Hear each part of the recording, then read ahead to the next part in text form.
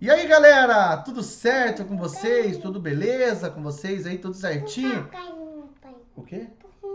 Empurrar um carrinho? Que carrinho? Não, não vai empurrar, não. Fala oi, pessoal, tudo bem? Fala oi. Tudo bem? Como é que é seu nome? Lívia. Lívia? Então tá bom, olha lá na câmera lá. Aí, você tá saindo da tela. Olha lá. Vamos falar, galera, sobre a República do Café com Leite.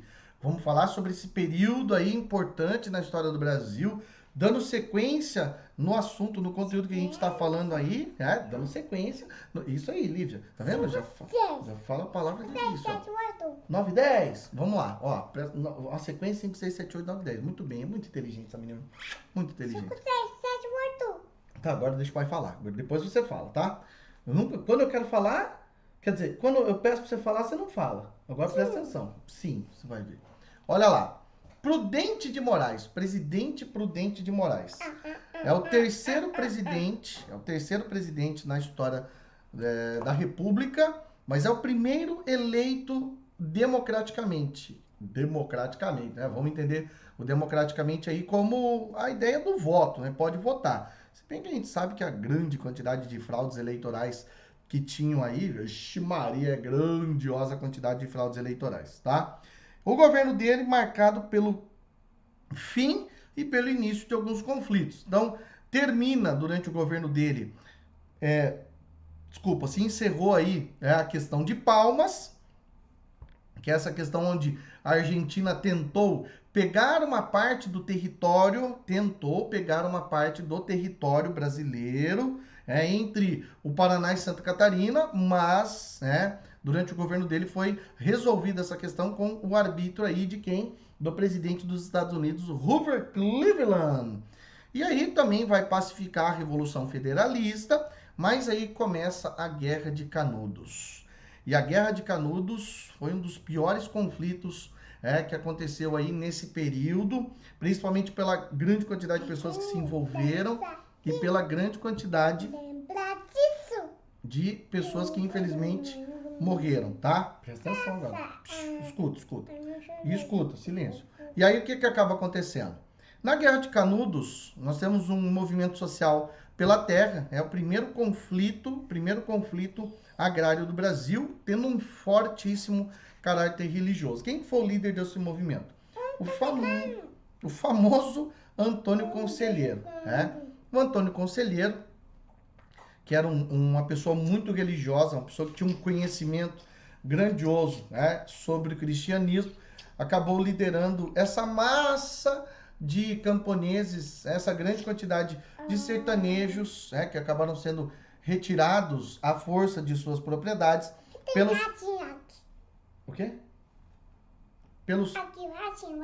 Tem rato aqui? Meu Deus, que medo, Lívia. Esses grupos aí que acabaram perdendo as suas terras, principalmente porque perderam as suas terras. Não fala para as pessoas que tem rato aqui, senão eles vão achar que tem rato mesmo. Não tem rato. Mentira, nem tem, tá? Brincadeira dela. Bom, voltando aqui. Então é o seguinte.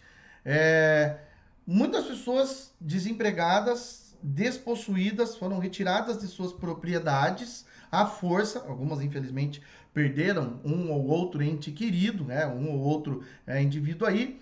E aí o que a gente percebe? A gente vê então que Antônio Conselheiro passa a liderar essa grande massa de pessoas que encontraram nele uma ideia de salvação. Opa, ele vai salvar a gente, vai ajudar. E de fato, ao constituir então o Arraial do Belo Monte, que depois acabou sendo denominado Arraial de Canudos, muitas famílias tinham que trabalhar ali, muitas famílias tinham que, para conseguir alimento, para conseguir sobrevivência, tinham que trabalhar. Então tinha que ser cristão, tinha que ser católico, de preferência, tinha que também trabalhar. Bom, isso aí acabou levando uma grande quantidade de pessoas, uma enorme quantidade... Já você vai, espera só, o pai já vai terminar de gravar, você já vai com a mamãe. Pera aí, tá? Agora fica comigo, já tô terminando.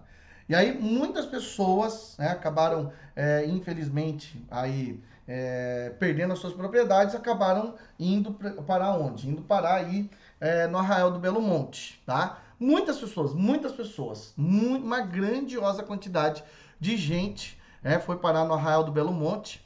E aí com isso, essa galera vai ter então o quê? Essa galera, você quer vir por aqui?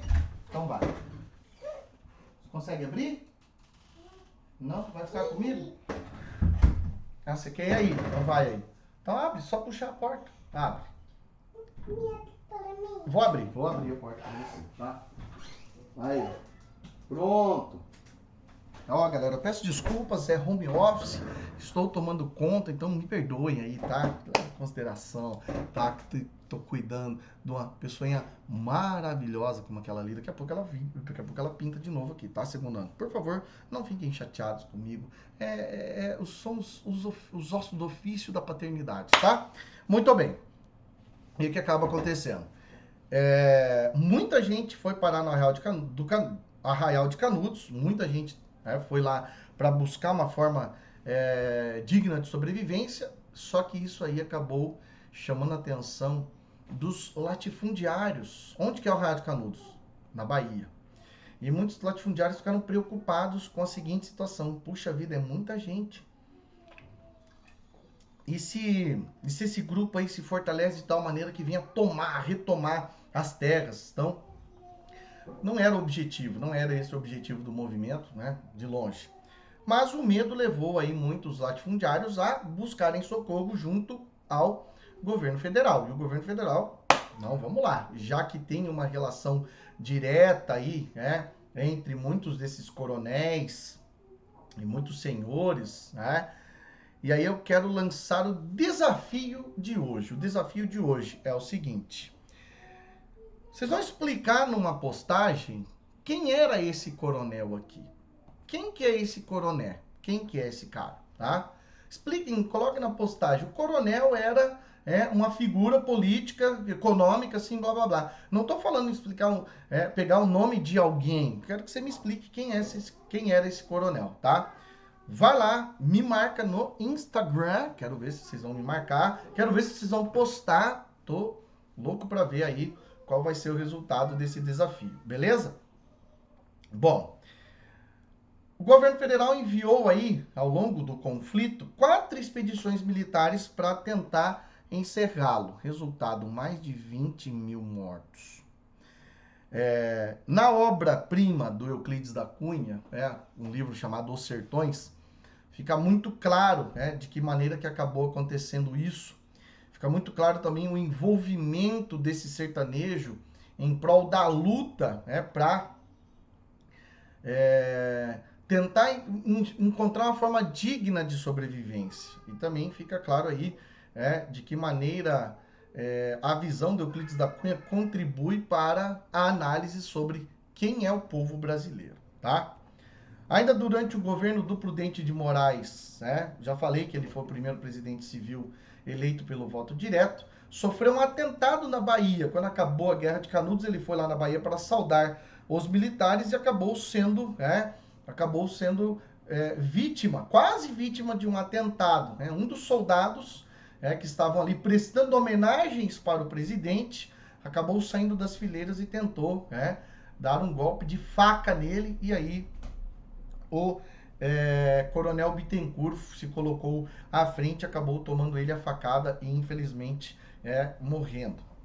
Outro problema aí durante o governo do Prudente Moraes é a questão diplomática sobre a Ilha da Trindade, que é o que? Essa Ilha da Trindade, se eu colocar no mapa para você ver aqui, ó, é uma ilha que fica, um arquipélago que fica aqui na verdade, Trindade e Martim Vaz. Fica a mais de 1.000 quilômetros da costa brasileira.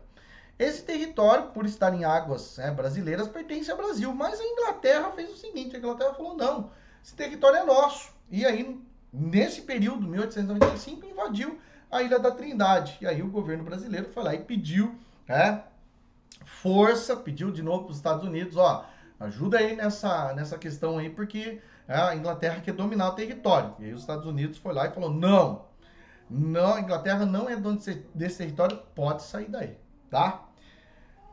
Em relação às práticas eleitorais, fica muito caracterizado aí, a fraude eleitoral. Muito caracterizada a fraude eleitoral, que na verdade acabava se dividindo aí entre o voto de cabresto, o curral eleitoral e as eleições a bico de pena, As fraudes eleitorais muito bem percebidas aí durante esse contexto, que inclusive ajudava pra caramba os grupos, né, das oligarquias aí de São Paulo e Minas Gerais a se perpetuarem aí no poder.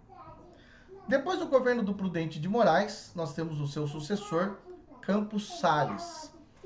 Campos Salles é quem? Campos Salles é esse presidente que governa então. Ai, que bonito esse relógio. Que bonito.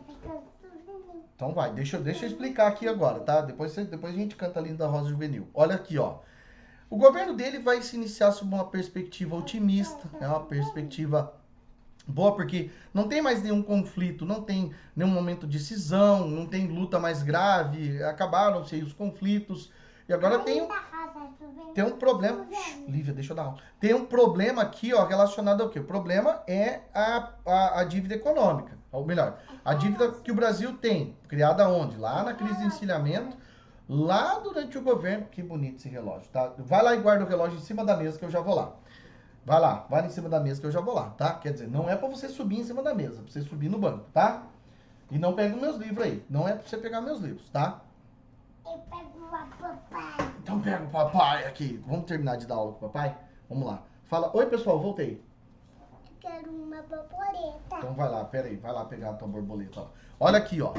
Ele vai então renegociar a dívida externa, através de uma política econômica chamada Funding Loan, para tentar resolver os problemas do Brasil e ainda sair com dinheiro, ainda sair com grana. Como garantia vai deixar a renda da Central do Brasil e da Central de Águas do Rio de Janeiro, além também, é claro, da arrecadação feita pela alfândega brasileira. Então, isso aí ficou de renda. Ele foi lá na Inglaterra negociar com os irmãos Rothschild & Sons. E aí, nesse banco, nesse contexto aí muito conhecido, conseguiu renegociar o pagamento da dívida externa do Brasil e ainda saiu com dinheiro para investir no território brasileiro. Só que aí o governo dele, que economicamente falando estava indo bem, politicamente falando, vai ser manchado. Mas não vai acontecer nenhum problema durante o governo dele. Não um problema que afetasse ele, não. Era um problema que afetaria definitivamente o Brasil. Que problema seria esse? A política dos governadores. A política dos governadores que vai criar, então, esse tipo de política sórdida no Brasil, que é caracterizada com a expressão toma lá, dá cá, ou é dano que se recebe. E aí que a gente vê, então, a consolidação dessa prática política conhecida como coronelismo. E o início da famosa política do café com leite, certo? Um outro detalhe importante aí durante o governo do Campos Salles é a questão do Amapá. O que é a questão do Amapá? Então, assim, ó, a França, que é detentora da Guiana Francesa, aqui vizinha da região norte do Brasil, passou então a pretender ocupar uma maior parte do seu território aqui no caso da Guiana Francesa. Então a França fez o seguinte, ó, nós vamos chegar aqui no Amapá e vamos entrar no território, tá? Esquecendo que já tinha ficado definido pelo Tratado de Utrecht de 1715 as fronteiras entre a Guiana Francesa e o território brasileiro, que é o rio Oiapoque. Só vocês falaram, não, nós vamos entrar. É o rio Araguaia, não é o rio Oiapoque. Nós vamos entrar aqui e nós não vamos nem querer saber. E aí o governo brasileiro, para não entrar em confusão, para não entrar em um embate com a França, pediu de novo o arbítrio de quem? Dos Estados Unidos. Vamos lá, Estados Unidos, ajuda a gente aí, Vai lá, fortalece essa ideia aí. Estados Unidos foi lá, ajudou e voltou, o Brasil voltou a possuir todo esse território aqui, que até hoje, inclusive, faz parte do território brasileiro. Beleza, galera? Espero que se vocês têm alguma dúvida, têm alguma dificuldade, alguma pergunta, manda pra mim lá. Fechou? É nóis? Um beijo no coração de vocês e até mais!